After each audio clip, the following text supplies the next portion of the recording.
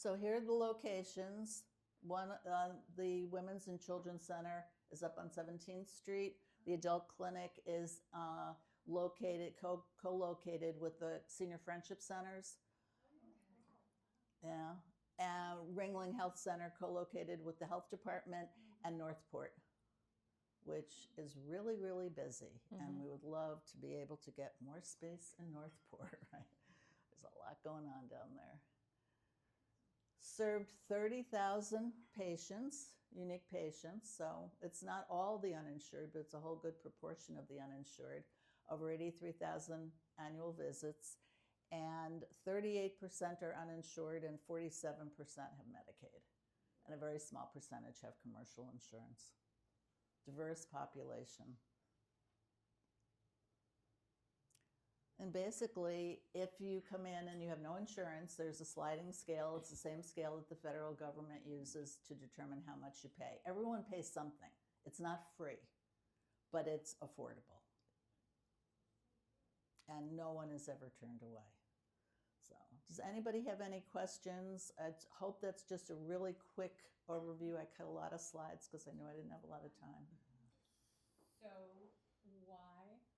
why does anyone need to have their own private insurance? Why can't everybody use these clinics? Well, there's not the capacity if everybody was going to use them. So your budget is set if you're not getting more money from the government based on how many people you serve. We do actually, right? We get more money based on how many people we serve, but there's a limit. And truly, most people don't want to go to a clinic for their health care. You know, they want to go to a private doctor. They don't want to go, they think of it as lesser care, if you will. But it's a great model. Your point is well taken. It's a great model of care. But the government would never, well, I'm not going to say it, yes. Somebody mentioned that at one point the county was providing health services. Yes. My understanding is that they said that they had, they contracted with other groups to do it instead. Is Center Place one of them, or? Yeah, Center Place took the provision of patient care from the county, and Center Place came into existence in 2018. So do you get county and state money as well as federal money? Yeah, some, but not a lot. It's been going down every year as everything has been. Yeah. Guys, may I can we, well, let's get Holly and do policy, and then we will open it up to questions, okay? Okay, sure. But thank you for your interest. There's information back there. We're available. All three of us maybe make a whole, because we each know a little part of the story. I'm on the board. Chris Coviello is the Chief Advancement Officer, among many other hats that she wears. And then Sarah Cloud is also on the board. And Sarah came from the Department of Health. So she knows that world way better than I do. So I'm going to turn it over to Holly, who knows policy. Did you make changes? Thank you. I don't think so. Thank you. Thank you.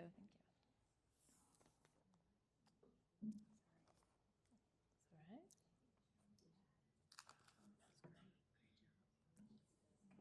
All right.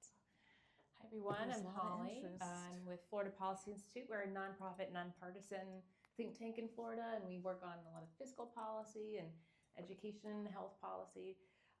We do some stuff in Tallahassee. It's session right now. There's stuff going on. I'm going to mention one thing at the end about session that I want you all to know about. But in general, we're a state policy org, but we do look at sort of how federal policies will impact Florida as well. So we do have an angle of state and federal policies and look at that locally. So that's just who I am. I live here in Sarasota, even though we're a statewide nonprofit. Okay, so I was just going to dive a little bit into just what is Medicaid itself. I did want to kind of piggyback off of Irene's comments and to kind of lift that around, Medicaid itself, where I've been in conversation, especially with whether it's providers or insurers and others saying, well, Medicaid, it's true that like OBGs or others that Medicaid, the rate of payment, right? You're saying $8. I would say that is not like, it didn't come down from heaven like that. That is a policy choice, right? So Medicaid is unlike Medicare is federal. There's no state money going into Medicare for those 65 and older. Medicaid is a joint effort, right, between the feds and the states. And so there's a match. And so the state must pay into Medicaid. And so when you get certain states like Florida and many others that have reduced how much we're spending on our communities over time, you're going to get this, right? But that doesn't leave the feds off honestly, this is what we're coming to now as well, is just the amount of money coming in from the different policy revenue streams for Medicaid itself will then squeeze the state, and the state would decide the different payment rates. So if you're mad about the payment rates and think, well, maybe we can increase that and then also increase coverage and support for these folks, that's another key thing as well, is to say, payment rate and for Medicaid should be higher so that people will take it, because if the math ain't mathin' for the providers, then that doesn't make sense either, right? So you want coverage and access, and this is why fiscal policy is, can be kind of boring when you say taxes and revenue. People kind of glaze over, but I mean, it is how we affect everything in our lives. And Medicaid is money, is what it is, right? But the other thing with Medicaid is that you actually, if you qualify for Medicaid, there are rights that are preserved to you. The Supreme Court is trying to, at this juncture, is moving in a way that it seems like lessening rights for people on Medicaid. But there are things that you have a right to versus maybe commercial care. But from the standpoint of Florida Policy Institute, and also to share, I also, on behalf of FPI, co-chair Florida Decides Healthcare, which is a ballot initiative for Medicaid expansion. I've done that for a couple of years now. Still am doing that. We're aiming for 2028, okay? And so in that vein we just want people to have access to care. It's not, what does Florida need to do in order to get better health outcomes, especially for working families? And that's definitely one of the things we want to, and I'll lift up today. But that, given that Florida has the 4th highest uninsured rate in the nation, because we've made choices like that between both not expanding Medicaid, other things too, including very low eligibility. So we have the second lowest eligibility in terms of Medicaid for right now, if you're in one of these buckets. So that's just who I am, and a little bit of yes, but also like it's a policy choice, right? This wasn't handed to us in some sort of stone tablet. We can do something about it. So in Florida, 4.3 million people have health coverage through Medicaid. That's a number that's come back down from the pandemic. There was a few years there that it was protected to be on Medicaid, and basically no one could be pushed off. And then, in our opinion, the state did a very poor job of communicating this and actually pushed off over 500,000 children from Medicaid since the pandemic, since 2023, 500,000 children in Florida that lost Medicaid, that we're not quite sure what happened to them in terms of their care, kid care, what other types of private insurance they may have. What we do know is that the child uninsured rate in Florida actually is on the rise, and due to that kind of administrative push, right, where they're not going to lift a finger to help kids and others to try to keep on Medicaid, that is actually, we rose the second most in the nation, right behind Texas, because us and Texas are always kind of in that same boat, okay, with these public policies. So we have a child health care coverage crisis right now. There are things that we can do about it and lift up, and there is stuff afoot that we can make it better. Like, it's not necessarily, there are opportunities, and that's always a tough thing in Florida for people to feel like that. And then, so in Florida, Medicaid, we actually, for every dollar that Florida spends on Medicaid, it's matched by $1.33 from the federal government, and that's that match component. So you have to have state pay in, and then the feds will match you. A lot of folks are on Medicaid in Florida. 1 in 9 adults are on Medicaid, 2 in 5 children. 4 and 7 nursing home residents. Folks don't, I'm sure a lot of people are aware of this, but of course Medicare doesn't cover nursing homes and long-term care, but Medicaid will. And so with the certain programs that It you'll see. covers short-term nursing. Short-term nursing, I'm sorry, they're gonna say long-term. 2 in 7 people with disabilities, and 1 in 6 Medicare beneficiaries, those dual eligible folks. So it is a lot of people. And to Irene's point, when you think Medicaid in Florida, because we haven't expanded Medicaid, the vast majority are children, people with disabilities, and then some seniors that dual eligible and long-term care. That's really who it is. So when you hear state legislators, especially, they're like, oh, Medicaid, like they're doing right now. Okay, there's a bill that includes work requirements for Florida Medicaids right now, because they're jumping on the bandwagon of like work requirements. To remind you, who's on Medicaid in Florida? Children, people with disabilities, seniors who need it in long-term care and things like this. And so very few are actually these parents. And the reason why very few are parents, so that you have these different buckets of eligibility for Medicaid.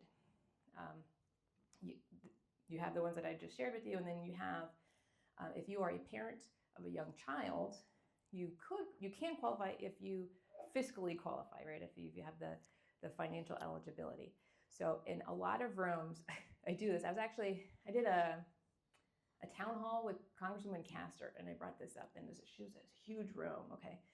And I'm going to ask you the same question, because I was shocked by the audible gasp then, and we'll see if it's the audible gasp here too.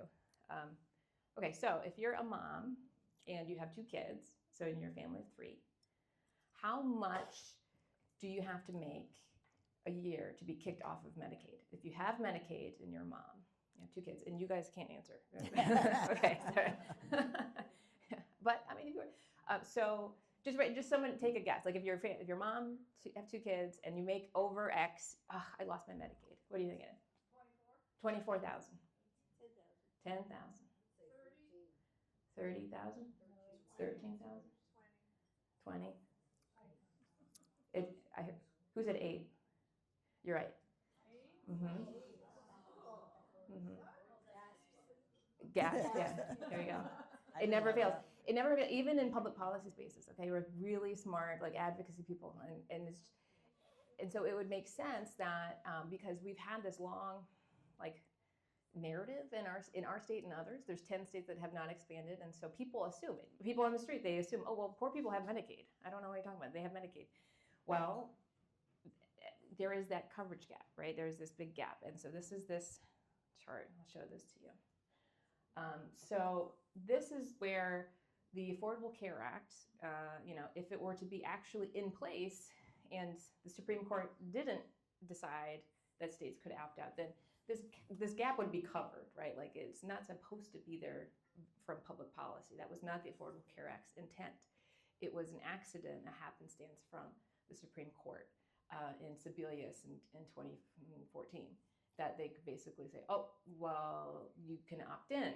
And then they don't know our state. I have to tell you, some of these national people, they're like, well, who's going to opt out? They don't say that. And you're like, have you been in Florida? Because they still do this with national policies that are really great. They're like, oh, we'll make it an opt-in. And you're like, you're making it so Florida won't. But that's a side note. So as you see here, so this is a 3-person family. This is from 2024. So it's pegged up. So this is pegged to the federal poverty level that every year changes a smidge. So, but in general, it's very low. It's like $750 a month. And so that mom is going to say, oh my God, like I lost my Medicaid. It's honestly the counterintuitive. It is disincentivizing work, right? It is not conservative to say, oh, you're the mom? Well, it's too bad. Oh, well, do I at least qualify for a subsidy on the Obamacare? No, you do not, because you don't make 100% of federal poverty level, okay? It is, if you are very low income in Florida and in 9 other states, well, actually 8 other states, but that's another story, but definitely Florida, you are punished for being too poor. You have to get to this space of making 100% of poverty before you actually qualify for the subsidies that help to support you to purchase that care on Obamacare. So that is the coverage gap. It is counterintuitive. Lawmakers don't understand it. So therefore, common like people around just there's oh well you have Medicaid. It's like actually you could be too poor for health care in Florida. Like they don't give it to you. And these are the people who this bill in this session right now. These are the people who they're trying to add a work requirement to. Okay, just an extra barrier. So this isn't bad enough. They're going to add some more to try to bring that number down. So so this is the coverage gap. Okay, that's what it is, and it's really important. If you take anything, just know that is that if you're a single mom, Florida, and there's something you could do at the end here.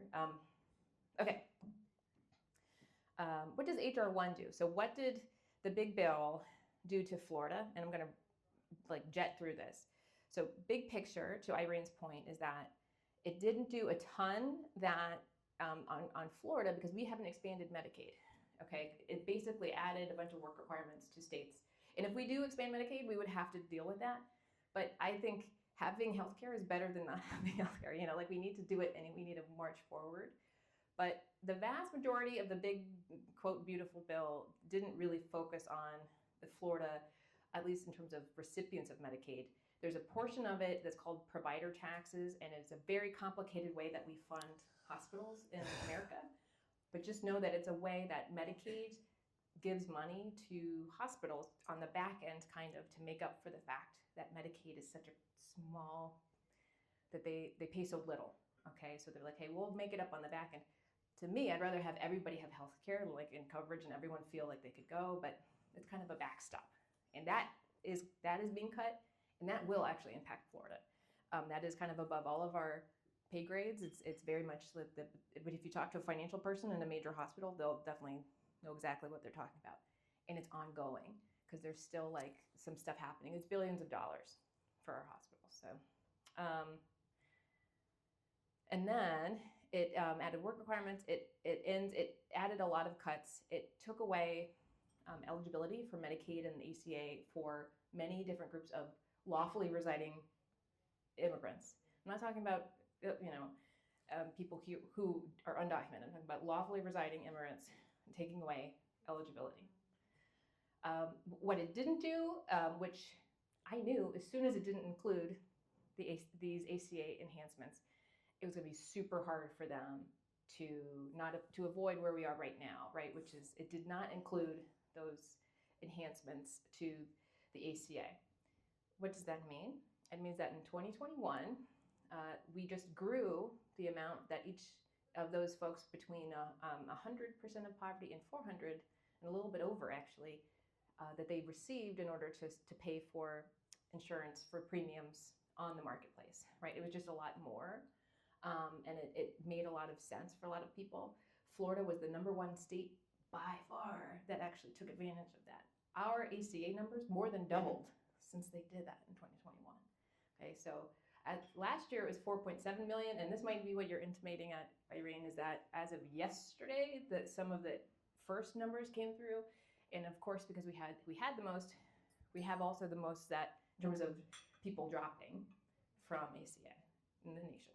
And this is what many advocates said, like if this doesn't get into the big beautiful bill, which is just like a $3 trillion bill, it's going to be really difficult to just pass it as a standalone measure because that's an Obama and a Biden combined policy. And so that's going to be easy, right? To get a president to thwart it. So here we are. It did expire.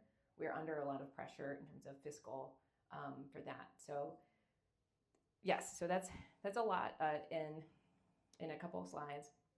I would lift that a lot of people don't realize that, one of the key reasons why we have so many people on Obamacare in Florida is that we didn't expand Medicaid and that there is an overlap. There is an overlap between that you can qualify between 100 and 138%.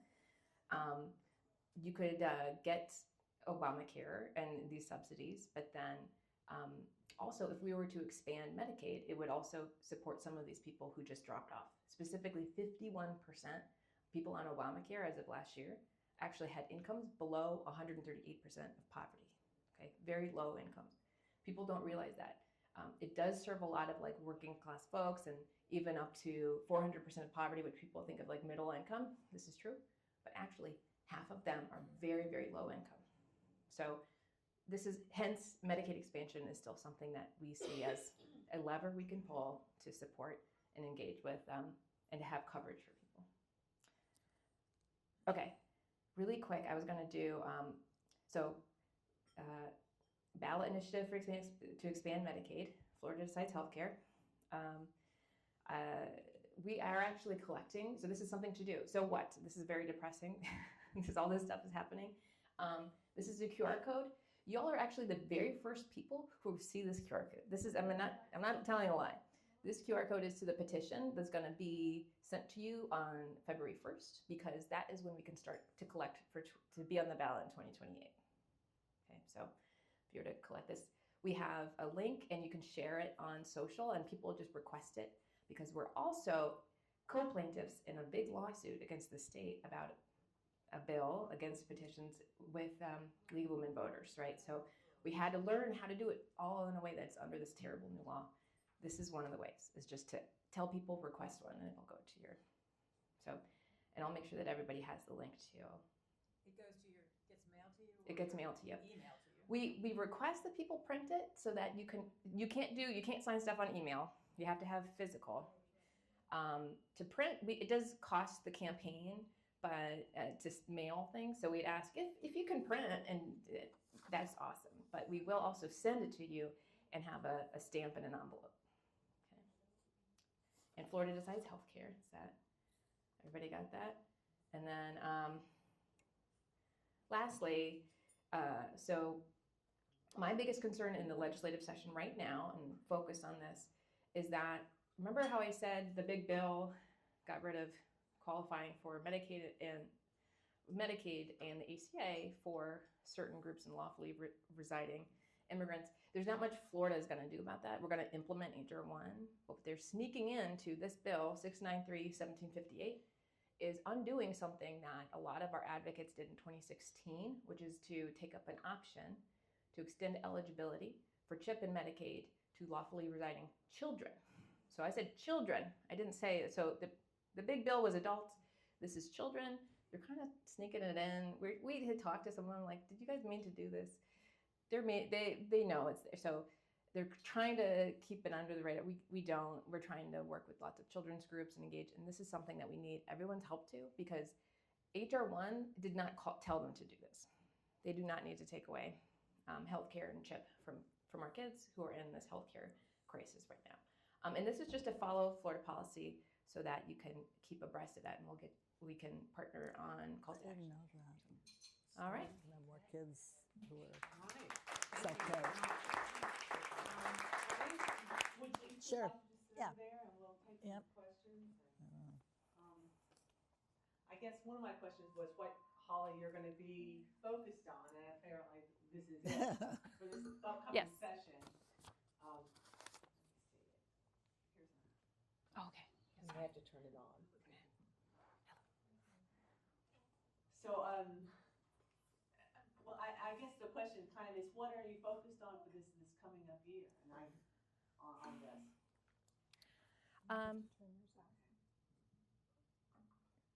Oh, is there Sue? Okay. Lots of different things. I will lift that Florida policy, that we have a policy agenda, that if you're interested in this kind of minutia of like what's the specific policy, you could check that out. We do health and education and some other areas as well. I mean, another piece is trying to pressure the legislature to pressure DeSantis to actually implement kid care expansion.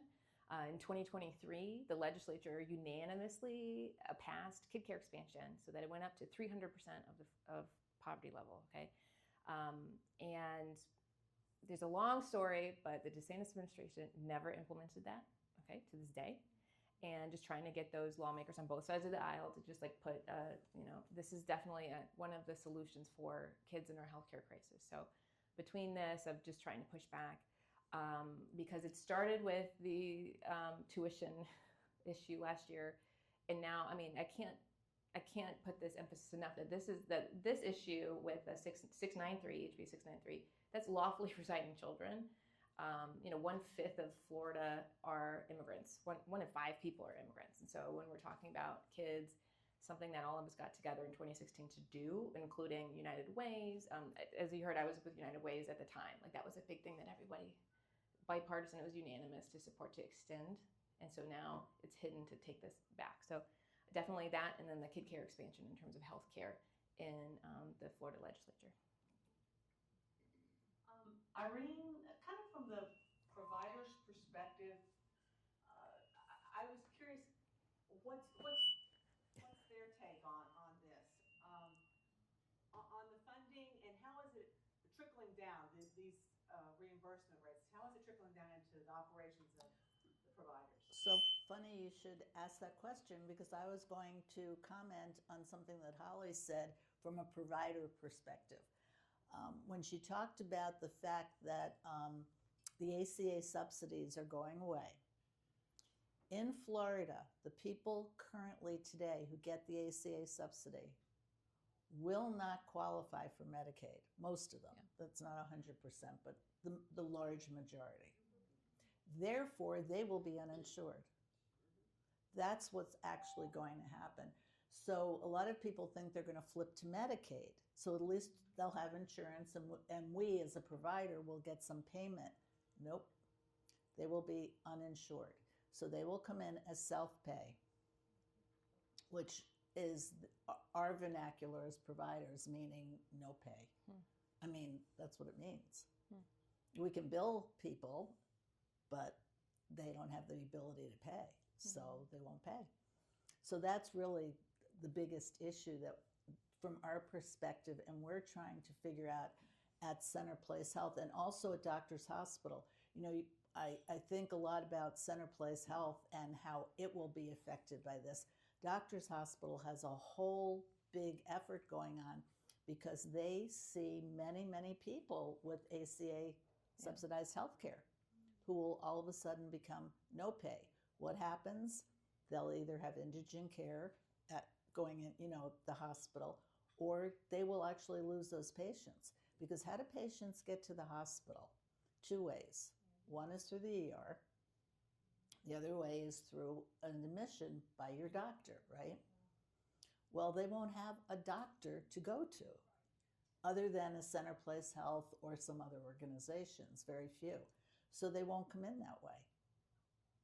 So your elective hip procedure that was covered under the ACA subsidy will be no longer. So that orthopedic surgeon won't admit that patient to that hospital. So it will hit both Center Place Health and the free medical clinics, and it will hit the hospitals. It will hit Sarasota Memorial, it will hit doctors, it will hit Lakewood Ranch, every hospital in the community. So that's what everybody's looking at. Yeah. Any comment on workforce issues? I mean, that's somewhat related on changes in workforce or ability to find workforce. We've never, as long as I've been my entire career in healthcare, we've never had enough healthcare practitioners or providers, especially nurses. And so you spend your life looking for staff for sure. It's harder. It's getting harder, and about 20% of healthcare providers in the United States are foreign-born. So just think about how that will be impacted as we go forward. Probably the area that will be most impacted are personal care providers, home health, and so forth. A lot of unlicensed people who come into the home to help, mostly the elderly. They won't be around to do that job. They won't be here. So that is a whole nother side of the story. I see a lot of people are wanting to ask questions. So there's also been talk about hospitals having to close as a result of but I don't think Sarasota Memorial is one of those. But can you talk a little bit about those hospitals that will be closing and why? I think, and Holly helped me here, I think the ones that will be most heavily impacted are the rural hospitals. They're struggling to begin with, and they will be most likely impacted. The hospital, Sarasota Memorial, is a public hospital. It's supported by our tax dollars. They have a very healthy, robust business. And this will impact their business for sure, but they will not close. And Doctors Hospital is part of HCA, and that is a robust organization. Doctors Hospital does well. It will hit their bottom line, but they will not close. So I don't. And I'm sorry, there was a second part. What? Which is the nursing homes. Nursing. What will be happening when people lose those? The nursing homes, well, staffing wise, it's going to be hard for them because they have a lot of foreign workers. In terms of, trying to think of it, about 70% of people in long-term care, or greater than 70%, are covered by Medicaid. They will get that Medicaid. I don't think, Holly, will that Medicaid for them be affected? I don't think so. It's not. They backed off like major cuts for that. Yeah. I think like the provider tax piece. So yes, they get the provider tax, which is money on the back end. Basically to say, oh, you take care of a lot of poor people, we're going to give you money on the back end for just to make it really easy to understand. But the elderly who are covered under Medicaid for long-term care, I don't believe, but don't. I'm not 100%, but I don't believe that'll be affected. Yeah, from my standpoint too, it's not just like the individual groups, like it's the overarching issue of a huge spike in uninsured, right? So it's not just people on ACA who are impacted, it's actually all of us who are impacted, because in Florida, our projected uninsured rate by KFF using OMB data, like this is not cuckoo, it's almost to double. So our uninsured rate is projected almost to double because we're the #1 ACA state in the nation. Okay, so what does that mean? That means that so Jackson Memorial in Miami-Dade is a major public hospital. I know people in there, finance folks, and they're like, we're going to lose probably $100 million. And that's not just that. That's going to impact everyone who uses Jackson Memorial. And so it is, if you increase the uncompensated care that Irene was talking about, like the individual who comes, who's on, who self-pay, et cetera, if you increase uncompensated care, then you create a lot of uncertainty, and then costs shift to paying customers, right? So all of us will see over time, unless there's something to really address it that makes sense systemically. I find it ironic. Florida is going to be hit more than anyone else in the nation. Okay, like in this whole talk about HR1, and it's not necessarily the Medicaid piece. It's that, and combined with the ACA cuts essentially, and the provider tax piece. There is a thing out there right now, right, where the Trump administration has looked at HR1, and they put out an initial guidance saying, we don't really think that. Basically trying to reduce the amount of provider taxes coming in through some of our states, including Florida. It's a complicated thing that I wish more people would understand. But our Medicaid folks were just in the Capitol a week and a half ago, and they were like, oh yeah, that's $3 or $4 billion like on the line, depending on how the administration. That's all costs that will shift to paying customers. So like you can't cut some stuff and not expect it to impact everybody. The uncompensated care burden for Florida providers has been estimated to be almost $5 billion if we get to that uninsured rate. Okay, so $5 billion just has to come from somewhere, whether it's services or new pay or costs for all of us. Thank you very much. I'm a founding member of the Association of Clinicians for the Underserved, ACU. And for those of you who don't know, this is the 60th anniversary of our Community Health Center movement, 55th year of the National Association of Community Health Centers. If you want to get a broader national perspective, I encourage you to go to NAC.org or my organization, which will be 30 years old this year, clinicians.org. In regard to the workforce, one of the things we haven't talked about that's in jeopardy, at the end of this month, if they don't pass legislation, the health center funding is frozen again. We've been through this a few months ago. The other is the National Association, NHSC, National Health Service Corps, which is a program that has provided scholarship and loan repayment. You talk about workforce. We're trying to get that expanded because of the level of debt. If we want people in primary care, dental, behavioral health. We need all of you to talk to your members of Congress about this national initiative. It's primarily loan repayment now. It used to be scholarship when I started many years ago. And I regret the thing, I didn't know about you as a federally qualified health center because I've worked in this movement for close to 50 years. Do you live here in Sarasota? Yes, I do part-time, but in Virginia in the rest of the time. So I encourage you, all of you, to understand Florida's perspective, but this is a national issue for workforce and for the fact that health centers are really at risk right now. NHCA, National Health Service Scholarship went in here. You're an alumni, a charter member of the Association of Clinicians. Oh, okay. So I may be the only person in the room with 3 kids under 30. And one of them, we took in high school because she was going to be homeless. She lives in Orlando. She graduated from college. She's a personal trainer and works at a gym and makes $36,000 a year. Last year, with the Affordable Health Care Act, her payment was $75 a month for a decent policy. This year, it jumped to $300. Okay, and she does not qualify for Medicaid. Right. Single black woman. She's who we're talking about. I have a son in New York City, makes $60K a year, and last year his policy was $90. This year, it was between $300 and $400, but I found one for $250, and I'm paying for half. And then I have a daughter who lives in North Carolina who has some mental health issues and other stuff.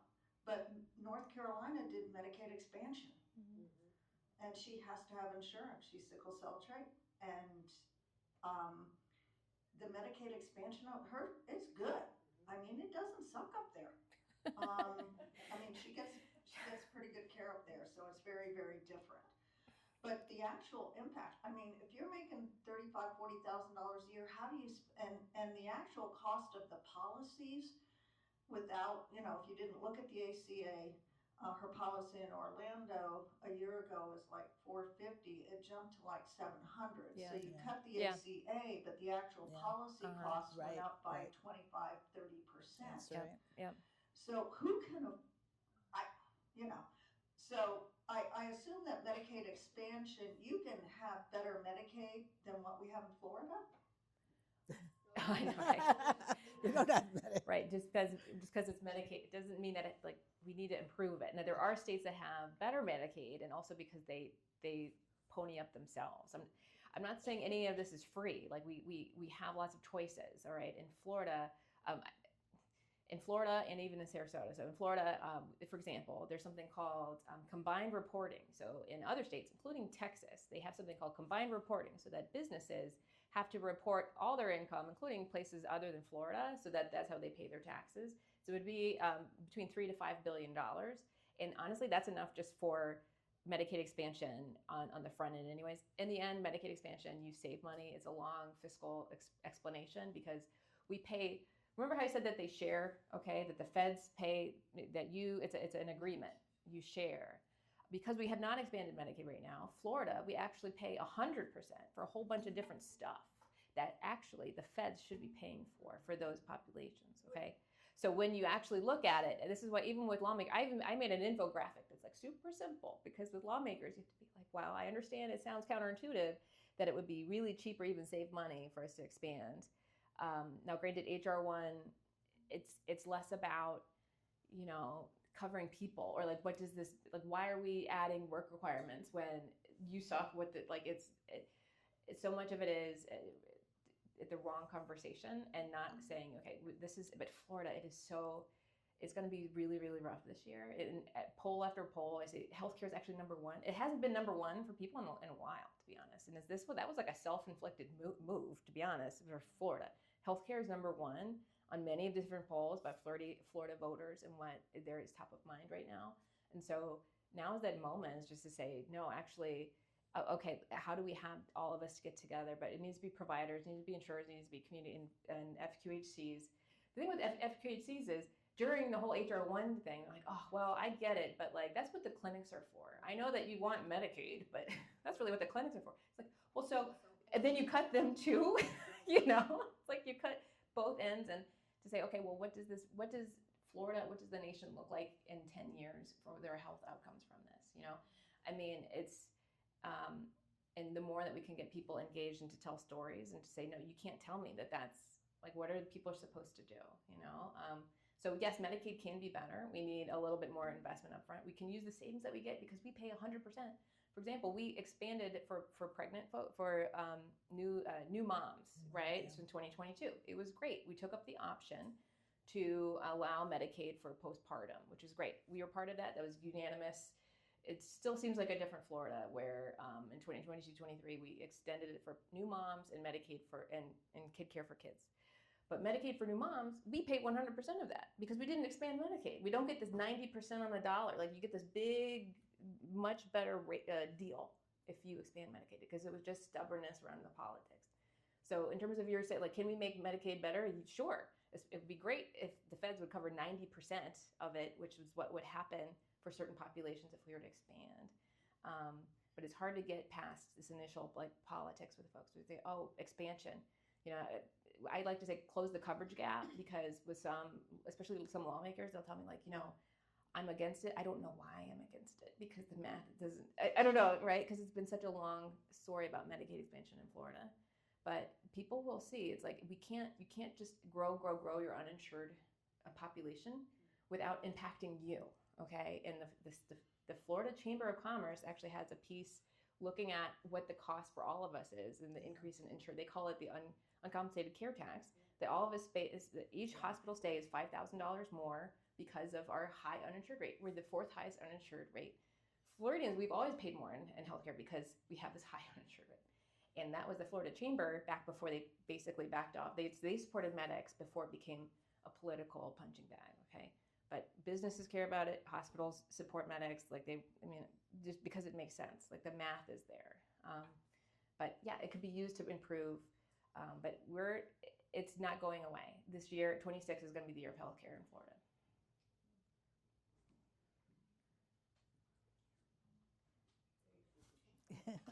A few things. I've been working on Medicaid expansion for about 10 years now, and people don't understand what, as you said, it would be 90% instead of 1.3%. Yeah. Plus things like the health care in the jails, mental health, all those things that are 100% state or county funded. 90% would be federal funded. Right. I have talked myself till I was blue in the face, but at least one legislator, after all the facts and figures, came back and said, well, I don't think the government should be involved in this. Yes. So it's, yeah. it's there. But the other thing I wanted to say is that how it impacts all of us. Sarasota Memorial Hospital is the only public hospital in Sarasota. They are required to take uninsured and people who have no care. Whereas Doctors Hospital doesn't have to. Doctors Hospital, as I understand, does not take obstetrics patients, which is very expensive care. Well, they don't have an OB service. Yeah, right. I mean, it's just not part of. Exactly, and because obstetric care is expensive and it doesn't pay as well. So my point is that with more and more people being uninsured and going to Sarasota Memorial Hospital for care, we are going to pay because if you look at your taxes, the ad valorem, whatever it's called, some of that goes to Sarasota Memorial Hospital. It does. So even if you don't care about the people, if you care about your wallet, you should care about It that. will be more expensive for all of us because the money has to come from somewhere. We're just shifting. Yeah. It's shifting around who's paying what. I just want to clarify. So the reason Doctors Hospital doesn't have obstetrics isn't because they don't want to take uninsured people. It is because hospitals choose the services. They're also not a trauma center. So Sarasota doesn't need every hospital to have OB.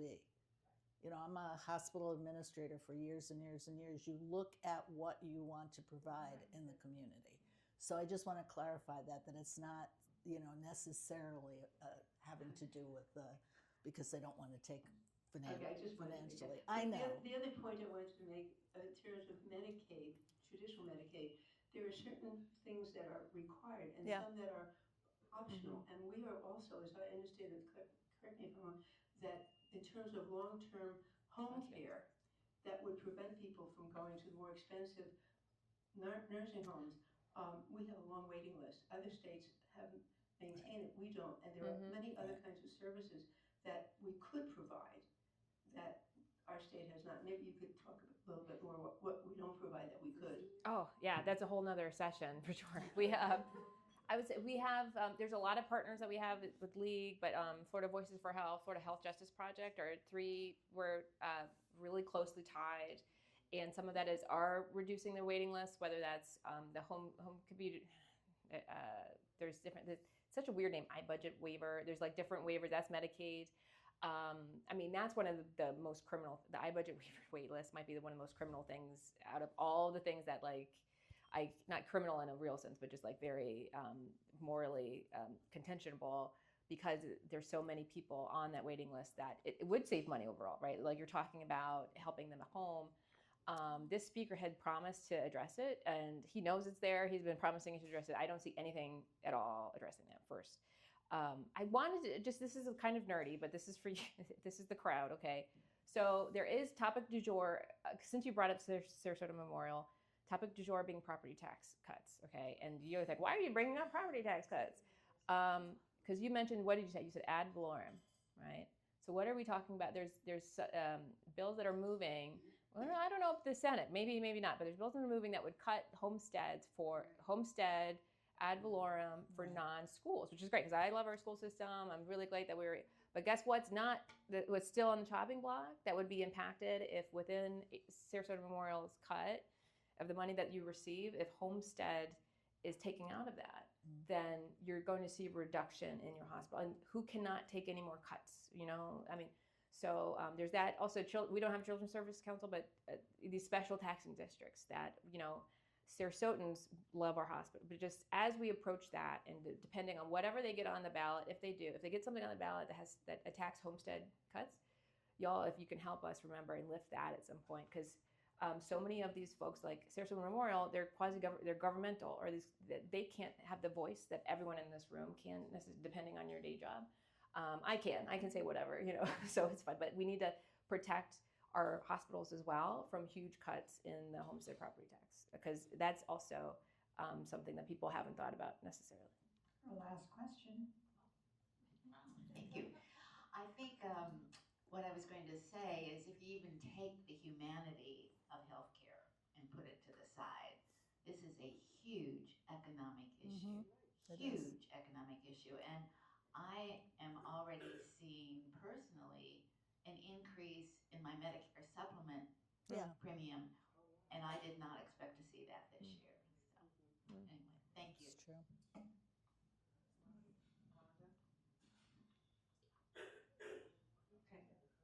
I'm sorry, did you have a closing? Oh, I do. Okay. I want to thank you. I want to thank our speakers very much for coming today. We appreciate it's obviously an important issue and something that we'll be following. The League at the state level has been dealing with these issues. For example, the expansion, the petitions, and that, as she said, we're in the lawsuit on that, and the issue on there is our ability to collect petitions. It's not necessarily about healthcare per se. It's about our, and so that's something that we'll be following. And I'm sure once we get into February, there'll be more information that we'll send out to you about that issue, about collecting petitions and restrictions on that. We used to do, you know, with the old League, you do talk to people, you give them a petition, we collect it back, and we turn them in. Well, that's no longer the way it is now. And so we'll keep you Unless we posted. win, and our trial is February 9th, so I hope we win, but right now there's ways that we are part of that lawsuit as a league. So we'll keep you posted on that. Just can I ask clarification on what you just said? So if you have your neighbors and your friends and everybody sign petitions and you get them back from them, Don't do it. I can't put them all in one envelope. Correct. And mail them in? That's correct. So you can just, rather than petition collection, think in your head distribution, okay? So essentially for volunteers, to keep everybody within, within the law in a way while we're fighting it over here. And then when they're like thumbs up, we'll let everybody know, or the partnerships will. But think of it as if you have an envelope that's stamped, and then you can give it to, oh, hi, Irene, here's your petition. And like, here, you fill it out. Here's an envelope. There's a mailbox over there. You can't take it back. You cannot take it back. You can distribute, okay? What about the people doing the marijuana one? They're paid, so that's they're paid stuff. So they're not volunteers. Marijuana did not use any volunteers, So like, we're special. We're just grassroots people trying to get people healthier, man. I don't have $2 billion to spend on paid necessarily. So for volunteers, people that are trying to get petitions to get their name on a ballot to run for an office, different. A different law. so I can collect. Correct. Yeah. They only picked on us with this one. I already, within about, maybe it took me 2 minutes to click on the QR, and I already got my petition. So it takes really 2 minutes. That's right. That's right. Thank you. I had heard that Venice and Sarasota, that they wanted us to vote whether we want a public or private. What's that all about? Oh, that is indeed a whole other conversation. And are you talking about privatizing the hospital? I don't think that that's something that needs to be on your worry list. Yeah, I would oppose that if you're asking me if I would support it. Yeah. We talked about